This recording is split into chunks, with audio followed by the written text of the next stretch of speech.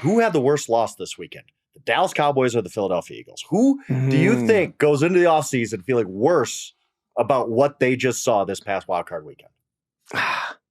I think it might be the Eagles in this moment. It might be the Eagles because the Bucs didn't come into this riding hot that way, right? Like they just didn't come in riding hot the way we perceive the Packers. Also, they're at least, you can say what you want about the game plan for the Cowboys. You can say what you want about the execution of the game plan.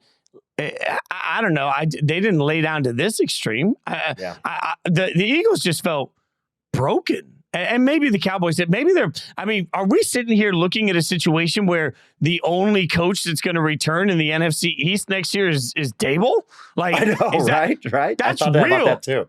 And that leads into my second question. By the way, for the first question, I might also say the Eagles because they just seem broken going into the offseason. Cowboys at least seem like, all right, Mike McCarthy hasn't been fired yet, but let's fire the coach. Let's bring in a new coach. Let's reboot this. We're fine. With the Eagles, it's like, what do we do? How do we fix this? And that's how bad it got at the end of the year, stunningly enough. Second question is Nick Sirianni the coach of the Philadelphia Eagles at the end of this week?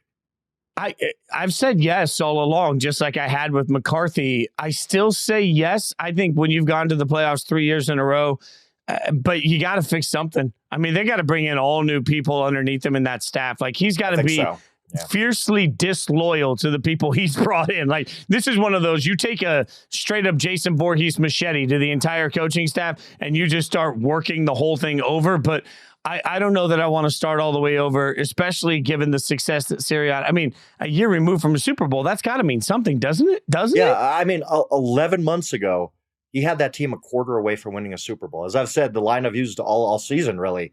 Eagles were the best team in the NFL last year from week 1 to the fourth quarter of the Super Bowl. And they got Patrick Mahomes at the end. Okay, that's going to happen.